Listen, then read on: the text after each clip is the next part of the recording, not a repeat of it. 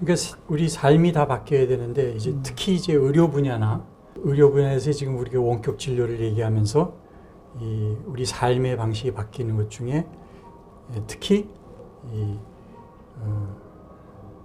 건축, 도시 이 분야에 대해서 지금 아까도 말씀하셨지만 기획실장을 하면서 그 건물도 지어보고 뭐 어떻게 보세요? 우리 그러니까 이제 우리 삶이 지금 굉장히 그 말하자면 집중화되어 있는 삶이거든요. 밀집돼 있죠. 네, 아주 컴팩트하게 특히 우리나라.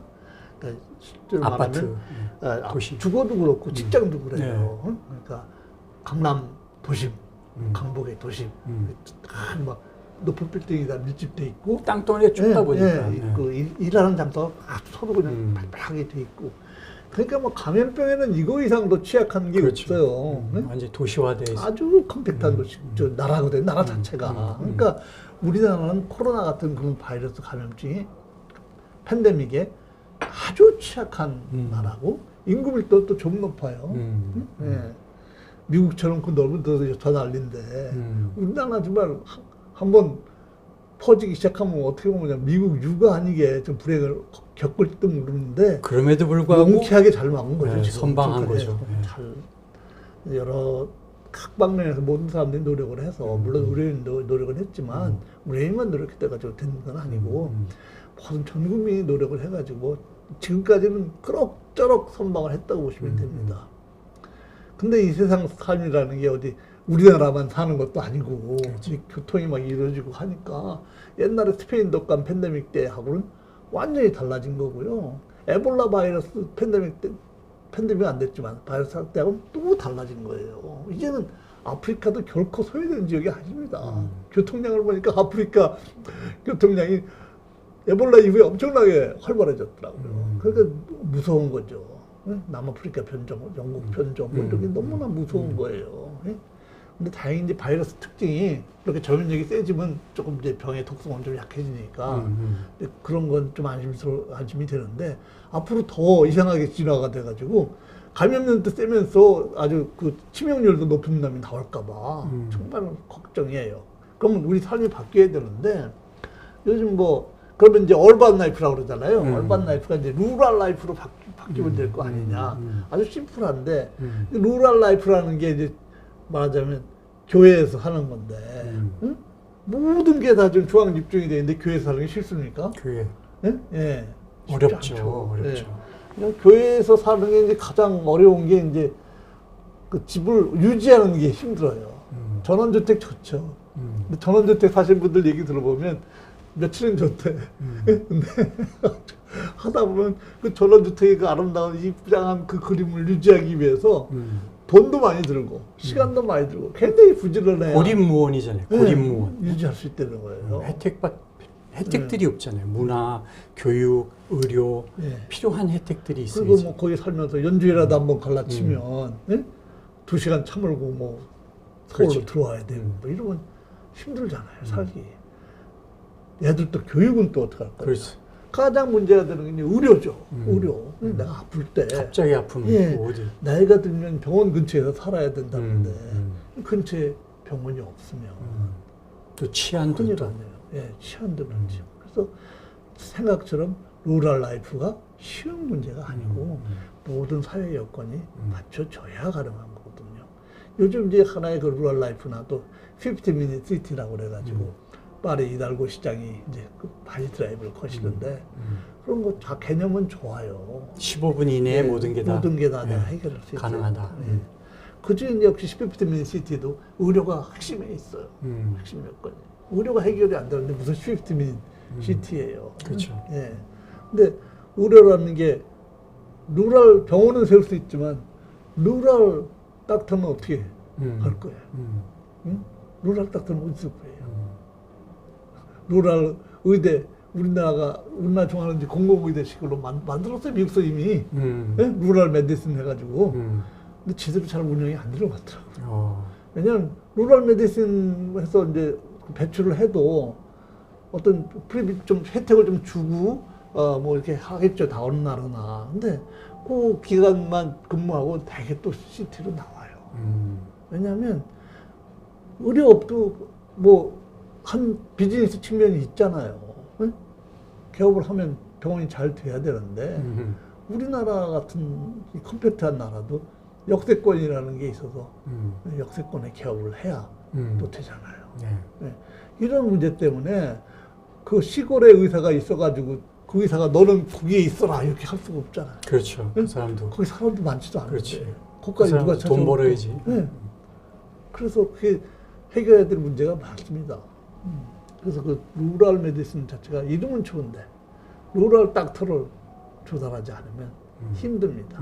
그래서 이제 지방 정부나 좀 국회에서 제안을 하고 싶은 게 그런 어떤 시스템을 좀 가지고 접근을 해보자.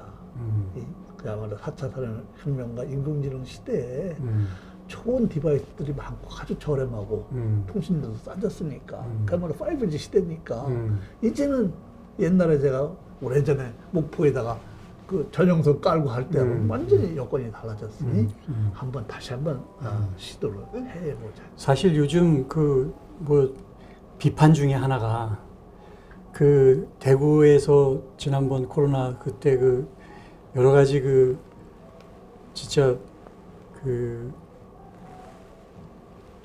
비상사태였지 않습니까? 네.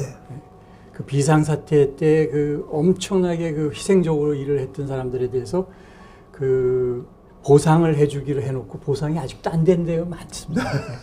그거 제가 알고 있는데. 예. 국가에서 약속한 건 약속한 거에 지키지 않은 거. 이런 것들이 사실은 참 마음의 상처를 주죠. 마음의 상처를 준다는 생각을 많이 하고. 근데 한번 그렇게 하면 또 다음에 또 동원할 때 힘듭니다. 힘들죠. 그 약속을 어긴다는 게 그게 말이 됩니까? 네. 이런 것들은 사실 그리고 예를 들면 지난번에 같은 경우 지금 의료인이 확보가 안 돼서 지금 현재 3차 유행이 일어났을 때 의료인 숫자가 그 확보를 해놓고 지금 확보가 안 돼가지고 얼마나 지금 힘듭니까? 지금 있는 기존의 의료인들도 지금 뭐 허덕허덕하죠. 허덕거리죠, 네. 진짜. 거의 지금 뭐 용량 초과죠, 한마디로. 자꾸 이제 자꾸 격리가 돼요. 네. 병원이 굉장히 노출돼 있잖아요. 네. 더 감염되신 분들을 다 걸러낼 수가 없어요, 입구에서. 네. 어떤 분이 오실 줄 알아야지. 노출되잖아요. 밀접 접촉자가 되면 격리돼야 돼요. 그래서 의료진이 하나씩 둘씩 격리가 되면 큰 문제 아니겠어요. 거기다 그 사람들이 또 그 보충이 안 되고 네. 자리를 자꾸 비고 그럼 남아있는 인력은 더 힘들죠. 힘들어지고 그러다 보니까 비상으로 또 다른 데서 빼가지고 오는 사람들한테 무슨 그 사람들한테 갑자기 3배 그 뭐 돈을 준다 그러고 그러면 나머지 있는 원래 있던 사람들은 얼마나 그 사기가 저하됩니까? 이런 간단한 문제가 아니죠. 네, 이런 주먹구구식의 그런 정책들이 굉장히 잘못된 거라고 생각합니다. 근데 그 문제를 떠나서 이제 미래를 우리가 볼 때 원격 진료라는 것은 이거는 어쩔 수 없이 와야만 되고 해야만 되고 이것을 지금 이 팬데믹만을 보고 있는 게 아니라 이거는 정착돼야 되는 거다. 그 정착되기 위해서는 그에 맞는 보상 체계가 돼야죠. 체계를 이루어줘야 되고. 근데 거기에 또 더불어서 어떤 지금 현재 우리 도시, 밀집된 도시가 아니라 좀 더 이렇게 확장되고 확산된 도시. 도시라는 표현보다는 좀 더 전원적인 그런 형태. 그럼 건축 자체도 변해야 되나요? 어떻게 되나요? 그래서 이제 삶이라는 게 이제 주거 환경이 참 주거 환경. 중요한데, 주거가 이제 뭐 학자들 사이에서는 논란이 많지만 아직 이제 얼반 라이프하고 루럴 라이프를 평행하는 사람들이 많이 늘어날 것 같다는 얘기들은 하세요. 네. 그래서 이제 정부 시책은 안 맞는 얘기긴 하지만 자기 직장 근처에 아주 심플하게 자기가 얼반 라이프를 하는 조그만 주거고 루럴 라이프. 조그만 조그만 얼반 라이프 조그만 공간 있고 주말에 좀 쉴 때 하는 좀 여유 있는 루럴 라이프를 하는 세컨하우스가 또 있고 이런 이제 주거 형태를 갖는 사람들이 많이 늘어날 것이다. 예측들을 많이 해요. 우리나라 얘기뿐만이 아니고 다른 나라 외국은 이미 뭐 그런 네, 데가 그렇게 많이 있죠. 있잖아요. 네. 색깔랑 유럽이나 이런 네. 쪽은 뭐 이미 그렇고. 네. 그래서 뭐 꼭 그것뿐만이 아니고 이제 모든 면에서 좀 유연성이 좀 필요한 시대가 되지 않았는가. 근데 의료만 봐도 좀 그래요. 의료가 지금 이제 1차 진료, 2차 진료, 3차 진료, 뭐 상급종합병원 이렇게 돼 있거든요. 상당히 어떻게 보면 수직적이고 좀 경직되어 있다고 보여요. 제 눈에는. 네. 이걸 조금 더 유연하게 할 수 있어요. 이 좋은 IT 인프라를 이용해서. 우리나라 굉장히 유용한 IT 인프라 좋은 나라잖아요. 통신 인프라 좋고.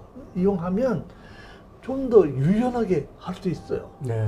제일 중요한 게 데이터 문제거든요. 우려는 데이터 문제인데. 데이터라는 게 이제 예. 환자 데이터죠. 네. 진료 데이터. 이게 굉장히 중요한데 그게 이제 두 가지 측면에서 중요해요. 대부분 이제 보안 얘기를 많이 하시는데 보안 중요하죠. 근데 인테그리티 말하자면 무결성도 중요해요. 무결하지 않으면요, 인테그리티가 의심되면 의사가 환자 못 봐요. 이 사람 데이터 맞아 이거? 네? 불안해서 어떻게 봅니까? 뭐 병원 갈 때마다 MRI 찍는다는 얘기 있잖아요. 네네네. 또 상당 부분 그건 인테그리티 때문에 그런 경우도 많이 있어요.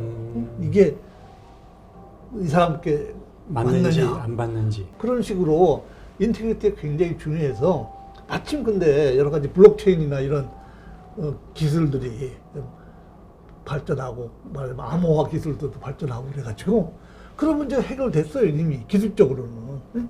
그래서 어느 정도 데이터가 이제는 각 병원마다 사일러를 쌓고 데이터를 핸들링하지 말고 어떤 클라우드에다 올려놓고 어떤 인티그리티와 시큐리티가 보장된다면 지금 이미 다 돼요, 보장이.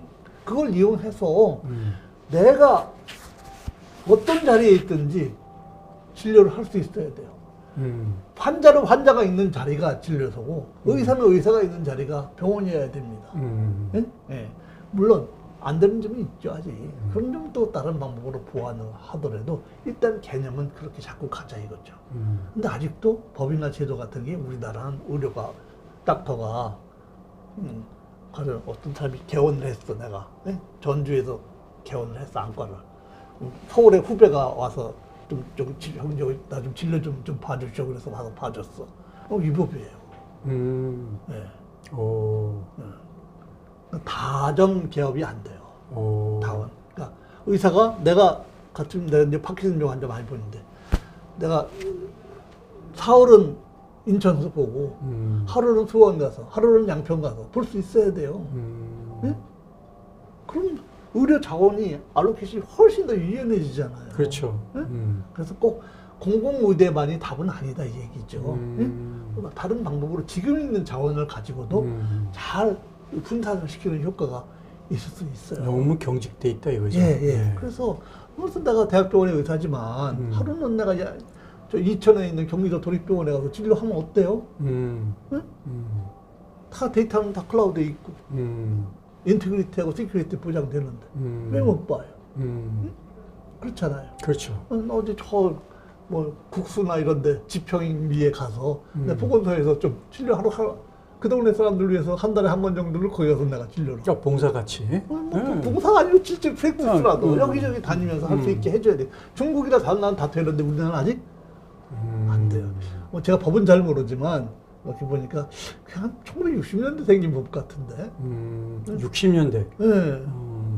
정확한 얘기는 아닙니다. 근데 그 법의 취지가 내가 추측하건데 그 당시에는 이 돌팔이 의사들이 많았던 시절이에요. 치과 의사가 네?